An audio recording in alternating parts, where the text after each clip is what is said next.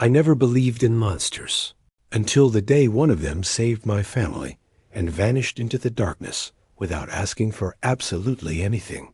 It all began in a way far too simple to end the way it did. It was supposed to be just another ordinary day, the kind you store away in your memory like any other, nothing special, nothing suspicious, nothing that warns you something is about to spiral completely out of control. I remember clearly the strange feeling in the air, a quiet uneasiness that had no name but refused to go away, as if the entire environment was trying to warn us that something was wrong. At the time, I ignored it. We always do. Because admitting that something invisible is watching us means accepting that the world doesn't work the way we were taught it does. My family was together, each of us caught up in our own concerns, our own thoughts, our own problems. There was no spoken fear, no panic, no obvious signs of danger. And yet, everything felt off. The sounds around us weren't behaving the way they normally did. Silence would suddenly fall and linger far too long. When noises did appear, they had no clear source. It was as if the space around us was rearranging itself, preparing for something I didn't yet understand. I felt that strange pressure in my chest, that sensation of being watched without being able to tell where the gaze was coming from. For a long time, I tried to rationalize everything. I tried to convince myself it was fatigue, imagination, built-up stress. After all, no one grows up believing stories like this. From an early age, we learn to laugh at what we don't understand, to dismiss what we can't explain, to label as fantasy anything that threatens our sense of control. I was like that too. I always had been, until that day. What happened next wasn't sudden. It wasn't a single scare. It was a sequence of small events that, on their own, could easily have been ignored, but together formed a pattern that was impossible to deny. A pattern that pointed to something bigger, older, stronger than anything I had ever faced. And while I tried to stay calm, while I tried to protect my family from the fear that was starting to grow inside me, I realized we weren't alone. We never had been. There is one specific moment that is burned into my memory like an invisible scar. An instant when everything inside me screamed to leave, to run, to get my family out of there as fast as possible. But at the same time, there was a strange force telling me that running wouldn't help. That whatever was about to happen had started long before I noticed, long before I accepted it. This story isn't about bravery, because I didn't feel brave at any point. It isn't about heroism, because there were no human heroes that day. It's about real fear, the kind that paralyzes you, that makes your heart beat wrong, and puts your mind at war with everything it has ever believed. It's about the moment when logic fails and survival takes over. Maybe you listening to this now have experienced something similar. Maybe not what I saw, but the feeling that the world hides more than it shows. That there are things happening around us that we choose not to see. And that's exactly why this story needs to be told all the way to the end. Because what I lived through wasn't an isolated case. It wasn't a delusion. It wasn't fear-fueled imagination. Before I continue, I want you to write in the comments where you're watching from right now. City, state, country. This matters because this story doesn't belong to just one place. It crosses borders, forests, mountains, and people who have never met but share similar experiences without even realizing it. When you write where you're from, you become part of this. What happened to my family changed everything. It changed the way I see nature, silence, the night, and even the stories that are usually dismissed as legends. And the most disturbing part wasn't the danger we faced, but the way we were saved. There was no request, no exchange, no threat. Just a silent intervention that kept us alive and left us with questions that never had answers. If you think you've already heard everything about this subject, I guarantee you haven't, because what comes next isn't the kind of account you forget easily. Every detail matters. Every sensation carries weight. And as the story unfolds, you'll realize that the real terror isn't in what appears, but in what chooses to remain hidden. And it was exactly at that point, when everything truly started to go wrong, that I understood that presence wasn't there by accident. That was the moment when the situation stopped being merely strange and became genuinely dangerous. Until then, fear existed more as a diffuse sensation, something hovering around our thoughts without fully taking shape. But all it took was one small mistake, one step out of place, for everything to change. A sharp sound echoed far too close, followed by a sudden movement that made the ground vibrate beneath our feet. It was no longer just a presence. There was action, and it came loaded with force. Everything happened fast, yet at the same time, it felt drawn out. One of my family members moved a few yards away, trying to see where the sound had come from, and that's when we realized we'd lost our sense of direction. The path that had seemed clear just minutes earlier was no longer the same. Identical trees, repeating shadows, a suffocating feeling of walking in circles. The forest, which had always been just a backdrop, turned into a living labyrinth, closed in, oppressive. Panic began to creep in slowly, like a silent leak. No one was screaming, no one was running, but our movements became erratic. Every attempt at making a decision felt wrong. Every choice brought more uncertainty. The danger was no longer just around us. It was among us, infiltrating our thoughts, weakening our judgment. And that's when we realized it wasn't just that we were being watched. Something was guiding us toward a breaking point. Another sound cut through the air, closer than any before. Heavy, deep, impossible to confuse with anything ordinary. It didn't come from a single direction. It seemed to move freely, as if it knew every inch of that place. My heart raced in a way it never had before. Fear stopped being theoretical. It was physical. It was real. The idea that someone could get hurt, that we might not all leave together, began to take shape. There was a specific moment when everything nearly collapsed. A loss of balance, a stumble, a body heading toward the ground in a place far too dangerous. The kind of accident that doesn't give you a second chance. That second stretched impossibly long. I remember thinking that this was how stories ended, without warning, without explanation, followed only by silence. But something interfered. Something interrupted the natural course of that disaster. What marked me wasn't just the force involved, but the precision. The danger was contained before it could fully unfold. There was no unnecessary brutality, no gratuitous violence. It was a direct, calculated intervention, almost careful. And that scrambled everything inside my head even more, because until then, I had been expecting the worst.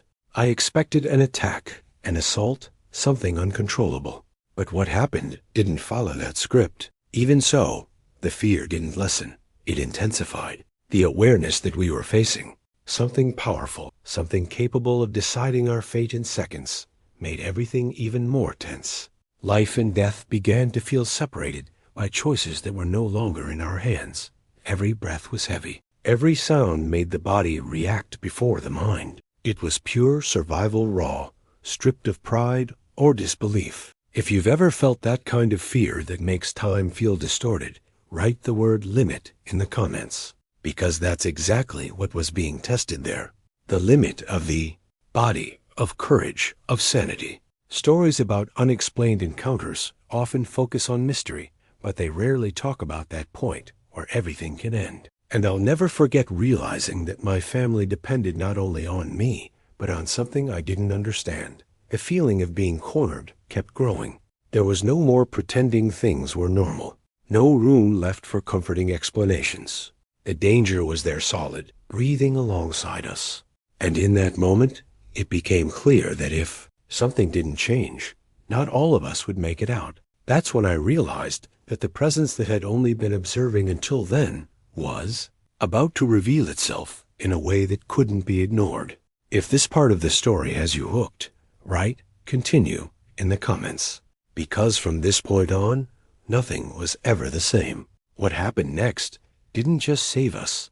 It redefined everything I thought I knew about fear, protection, and what truly hides in the shadows when no one is looking. It was in that suspended moment, when danger seemed ready to swallow us whole, that the impossible finally stopped being just a sensation and took form. It didn't appear suddenly, like in exaggerated stories. First came the awareness of volume, of something occupying space among the trees, in a way that didn't match anything familiar. The air around us seemed to shift, as if the forest itself had held its breath along with us. And then I saw it. It wasn't a quick glimpse. It wasn't a trick of light or shadow. It was clear enough to leave no room for denial.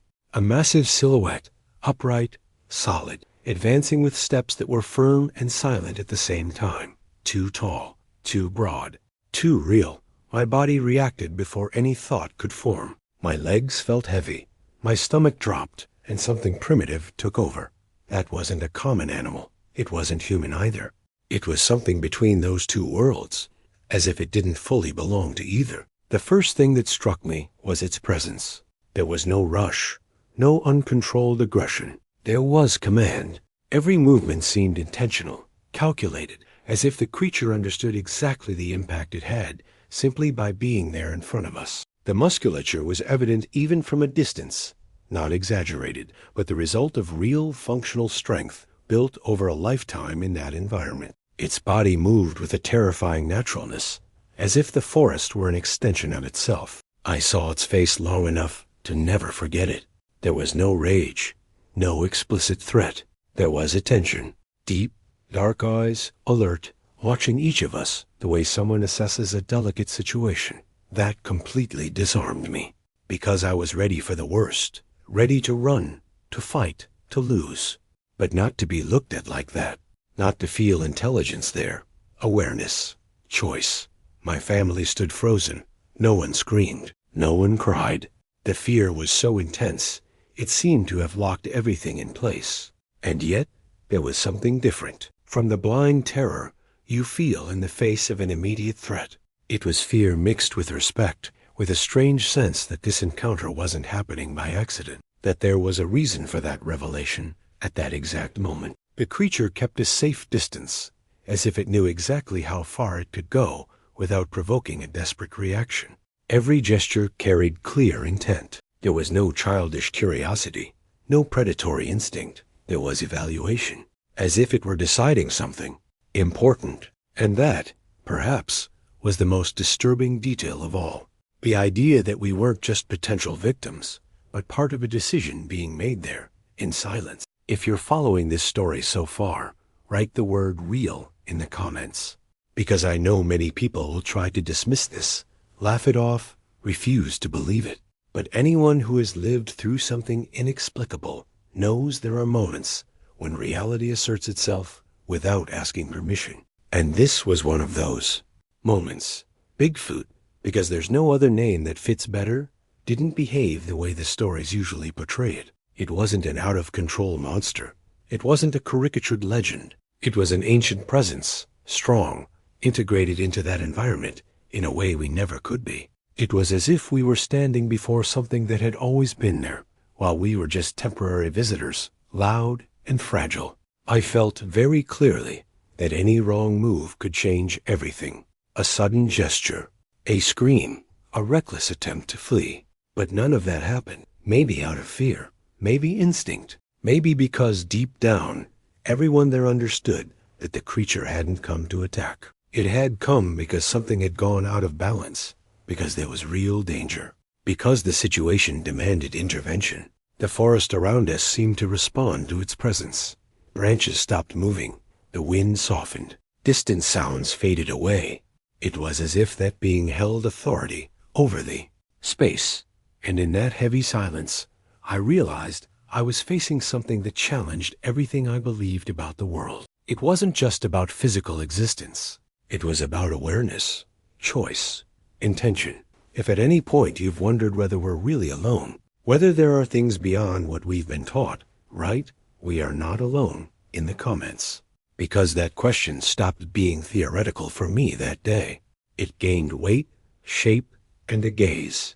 The creature stepped a little, closer just enough to make it clear that it could, if it wanted to.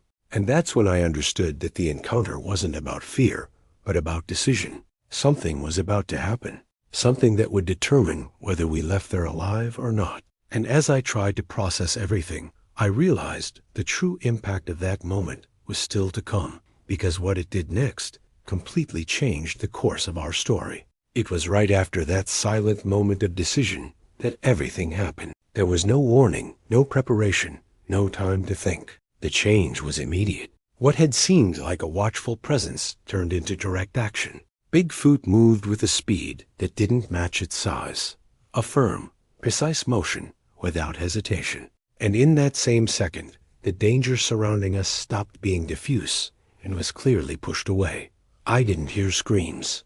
I didn't hear sounds of attack. What happened was a different kind of intervention, almost surgical.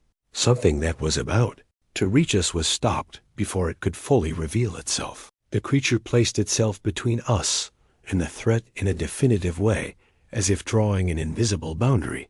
The feeling was immediate. We were no longer the target.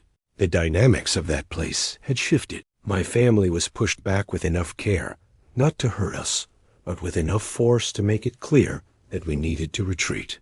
It wasn't a human gesture, but it was unmistakable. A broad, firm movement, accompanied by a quick look, that left no room for doubt. That wasn't aggression. It was protection. And that realization hit me in a way that's still hard to explain. The environment responded strangely. The weight that had been pressing down on the air lifted. The oppressive silence gave way to distant sounds, as if the forest were slowly returning to normal. The danger didn't disappear completely, but it was pushed far enough away to give us a real chance to survive. And all of this happened without a single word, without threats, without any display of unnecessary dominance. Bigfoot stayed in front, opening a path, choosing where we should go. At times, it stopped, scanned the surroundings, listened to something we couldn't perceive. Then it changed direction, guiding us toward a safer route. It lasted minutes that felt like hours. Every step carried a mix of fear and forced trust. Fear of the unknown, trust imposed by the only option we had. If you're following this part closely, write the word protection in the comments, because that's exactly what defines that moment. It wasn't a heroic rescue like in the movies. It was something more raw, more real, more silent. It was the difference between living and not. And that changes everything about how you see a story like this. At one point, we had to cross an extremely difficult area. Uneven ground, steep, far too dangerous for anyone in a state of tension. One mistake there would mean a serious fall, possibly fatal. Before anyone could react, the creature turned its attention to us again. With quick movements, it stabilized what needed to be stabilized, created a passage where none seemed to exist, and ensured each of us crossed safely. No rush, no brutality, just efficiency. The most unsettling part was realizing that it all seemed planned. Not in a human strategic sense, but like someone who knows the territory deeply and understands the risks better than any visitor. Bigfoot wasn't improvising. It knew exactly what it was doing, and that reinforced the feeling that this place belonged to it, not to us. My mind struggled to keep up with what my eyes were seeing. Part of me still tried to deny it, to wake up from a nightmare that felt too real, but my body knew. My body felt the solid ground under my feet after the danger passed. It felt the air grow lighter. It felt that, for some inexplicable reason, we had been chosen to leave there alive. If this story is making sense to you, write, "It makes sense," in the comments. Because many people who have lived through something similar describe exactly this internal confusion, the clash between what we were taught to believe and what we experience firsthand. At no point was there any attempt at direct communication, no sounds directed at us, no gestures asking for anything in return. There was no curiosity, no expectation. It was as if that intervention was simply part of a larger balance we didn't understand. A necessary adjustment to prevent something worse, and that made everything even more unsettling. When we finally reached a more open area, safe enough to breathe, Bigfoot slowed down. It stopped for a few seconds and looked at each of us, as if confirming that the immediate danger had passed. And in that moment, I noticed something that marked me deeply. There was no pride in that look, no satisfaction, just the certainty that the task had been completed. If you believe nature holds more mysteries than we imagine, write respect in the she comments, because what happened there wasn't an isolated miracle. It was a brutal reminder that there are forces operating outside our control, and not all of them are hostile. The strangest part is that even after everything, the fear didn't disappear completely. It simply changed form. It stopped being panic and became reverence, attentive silence, an awareness that we had been face to face with something that didn't need to prove anything to anyone, something that could have acted differently, but chose not to. And it was exactly at that point, when safety began to feel real again, that I understood the hardest moment was still ahead, because saving us was only part of what happened. What came next, the way it left us, was what truly redefined everything I thought I knew about that creature and about the world that exists beyond what we see. After the immediate danger passed, something even harder to explain happened. It wasn't a grand gesture. It wasn't an impressive action. It wasn't anything you'd expect to highlight in a story like this. It was a brief, silent moment, almost invisible to anyone who wasn't paying close attention. But it was that exact moment that became permanently etched in me, the moment our eyes met. Bigfoot stopped a few yards away. There was no urgency in its movements anymore, no rush. Its posture shifted subtly, almost imperceptibly, but enough to show that this part of what needed to be done was finished. My family stood behind me, still trying to process everything, still breathing unevenly, still in shock. And I, for reasons I still can't explain, took a step forward, not out of courage, not curiosity. It was automatic, as if my body understood that moment mattered. That's when it looked directly at me, not the way an animal looks, not the way a predator assesses prey. It was a steady, deep, conscious gaze. There was a disturbing clarity there, a mental presence impossible to ignore. I felt unmistakably that I was truly being seen, not just observed, but recognized. As if, for a brief second, there was no difference between us except physical form. There was no threat in that look. There wasn't affection in the human sense either. What was there was something rarer, understanding, a kind of silent empathy, without exaggerated emotion, without drama.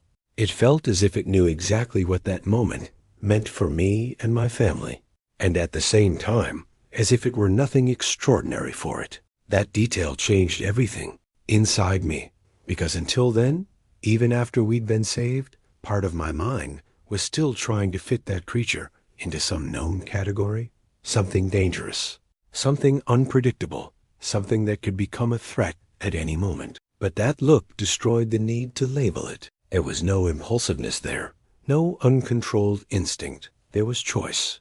A strange calm washed over me, not complete relief, not total safety, but a deep acceptance that this encounter didn't need to be fought or questioned in that moment, just respected. The fear that remained transformed into something quieter, more attentive. A kind of respect that emerges when you realize you're facing something bigger, older, and more aware than you ever imagined. If you've ever felt something like that at any point in your life, even in a different context, write the word "look" in the comments, because some experiences don't need words to be understood. They cut straight into memory and stay there forever. Bigfoot tilted its head slightly, a simple gesture, but loaded with meaning. It wasn't submission.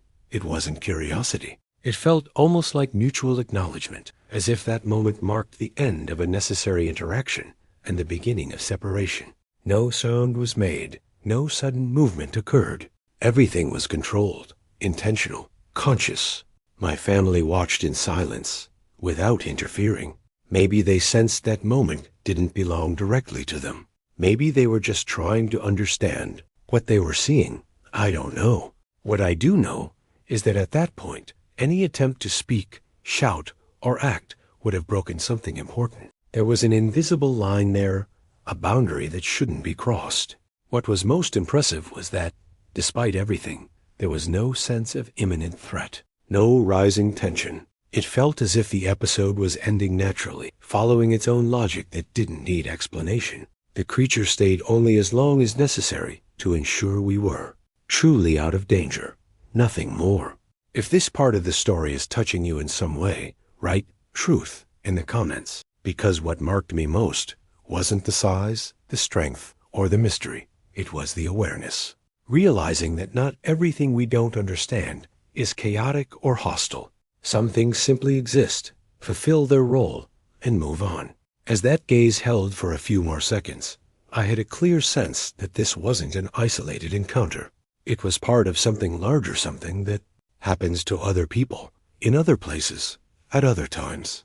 Stories that are rarely told because they challenge too deeply what we consider acceptable reality. And it was in that shared silence, in that suspended instant between fear and understanding, that I realized the hardest part was still to come. Because despite everything it had done, despite saving my family, it didn't seem inclined to stay. There was no expectation of gratitude, no request, no attempt to prolong the contact. That look, carrying what I can only describe as restrained compassion, was the last silent warning before the farewell. And I didn't yet know that the way it would leave would be just as impactful as everything that had happened up to that point. After that final look, there was nothing that could be interpreted as continuation. No attempt to come closer, no gesture suggesting exchange, no sign that anything would be required of us in return. That was what unsettled me the most. After everything that had happened, after we had clearly been saved from a situation that could have ended tragically, I expected anything. Except the absolute absence of expectation. Bigfoot began to walk away with the same naturalness with which it had appeared, one step at a time, unhurried, without hesitation, without repeatedly looking back. There was no drama in that moment, no farewell in the human sense of the word. It was as if that part of the story had simply ended for it, even though for us it was only beginning to sink in. No sound was made, no deliberate sign was left behind. It didn't try to mark its presence, didn't try to be remembered. On the contrary, the way it blended back into the environment felt almost intentional, as if it were dissolving into the forest, returning to the hole it had never truly left. The vegetation closed behind it, swallowing that immense figure with an ease that completely contradicted the impact it had made just minutes earlier. My family remained, still, watching in silence. No one followed, no one called out, no one tried to say thank you out loud. And that wasn't planned. It just happened. There was a shared understanding that any attempt to extend that contact would be inappropriate, not because it was dangerous, but because it no longer belonged to us. The help had been given, the boundary respected. Insisting would mean crossing something that wasn't ours to cross. What struck me most was realizing there was no curiosity on its part. None. It didn't examine us beyond what was necessary. It showed no interest in objects, faces, reactions. It didn't seem to care about being seen or remembered. That completely dismantles the common idea that creatures like this act out of instinct, territorial vanity, or aggression. None of that was present. What existed was function, a precise momentary intervention, followed by withdrawal. If this part of the story is standing out to you, write the word silence in the comments, because that's where the hardest part lies. We're used to exchanges. We're used to owing something when we receive help.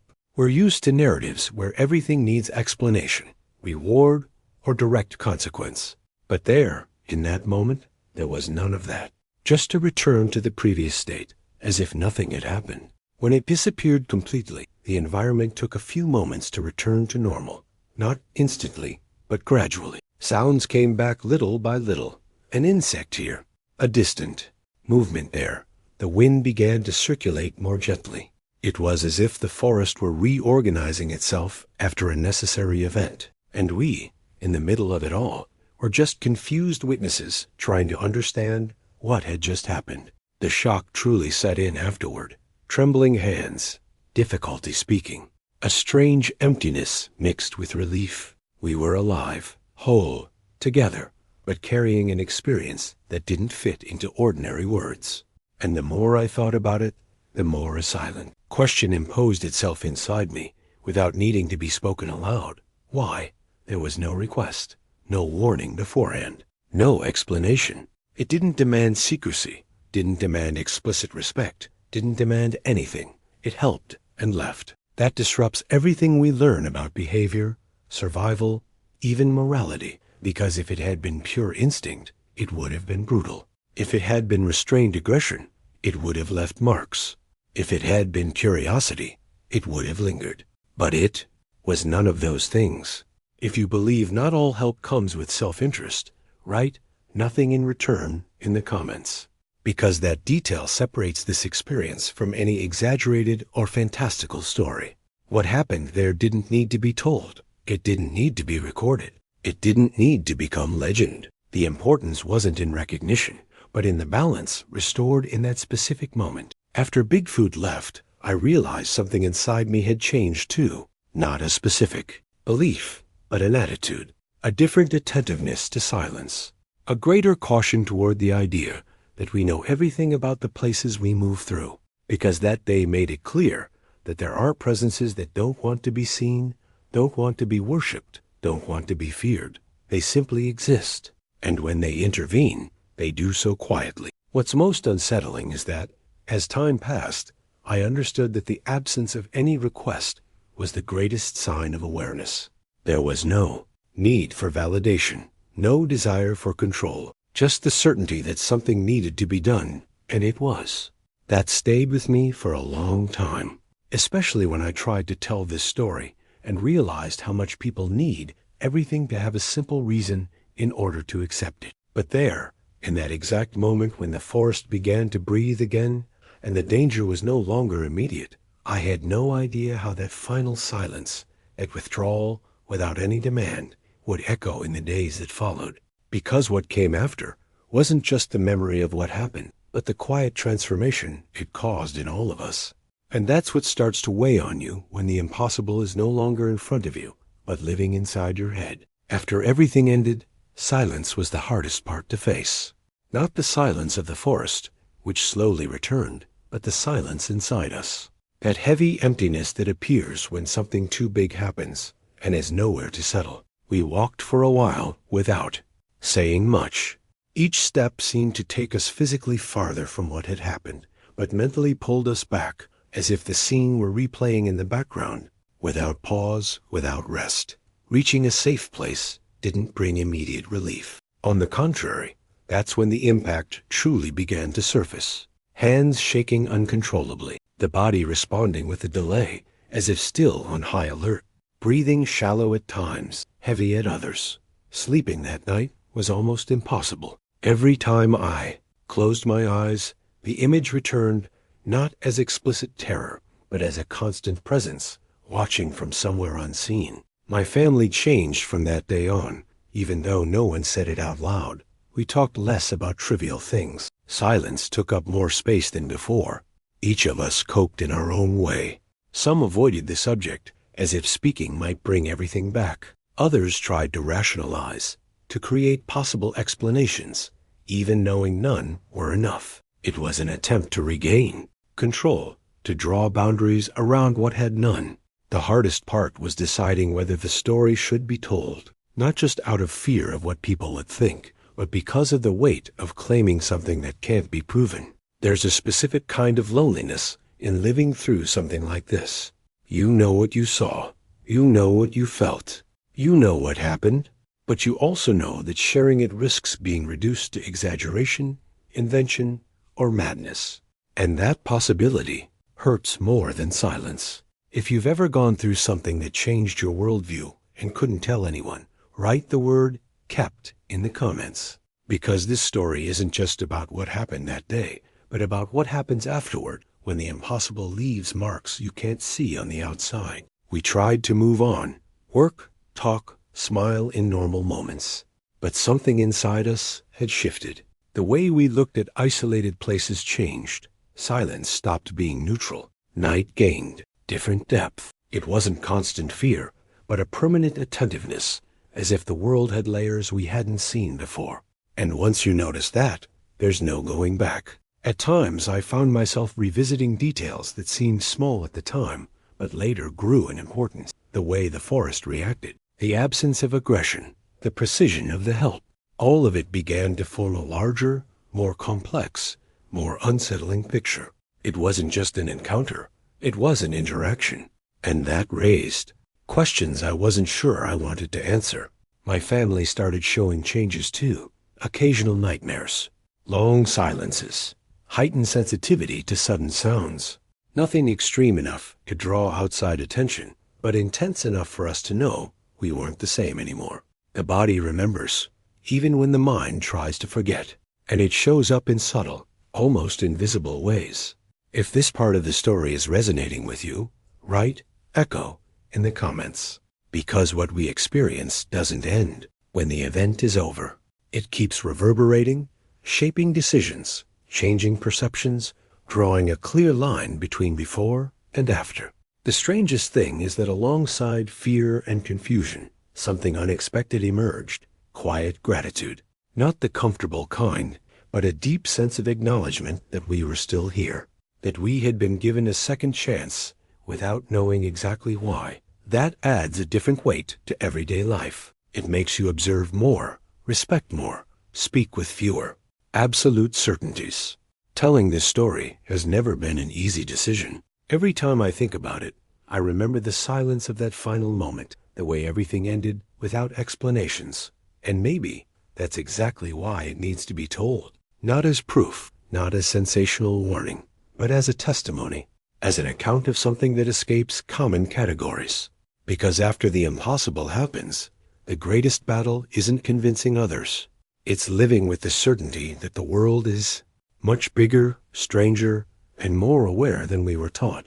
And that certainty doesn't shout. It whispers every day in the most ordinary moments.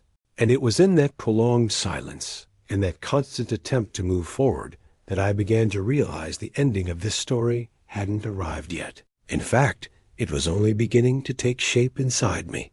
After everything that happened, I could no longer use the same words to define the world. What once seemed simple now carried layers. What I called normal lost its rigidity, and what I had learned to call a monster stopped making sense.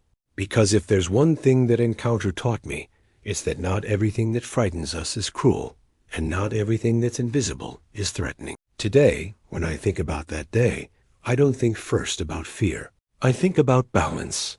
I think about the difference between invading and belonging, between exploring and respecting. We entered a space that wasn't ours, full of certainty too, distracted to notice the signs.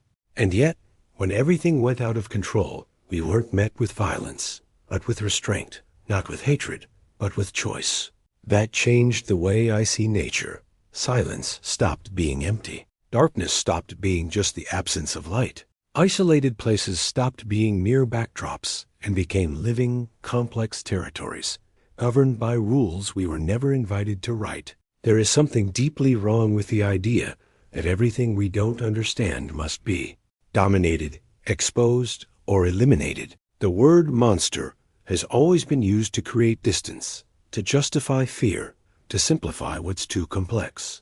But that day, I saw something that could easily be called that choose to act with awareness, choose to intervene without destroying, choose to help without demanding. And that raises a quiet question that stays with me to this day. Who are we to define what is monstrous, when so often we act without considering the consequences?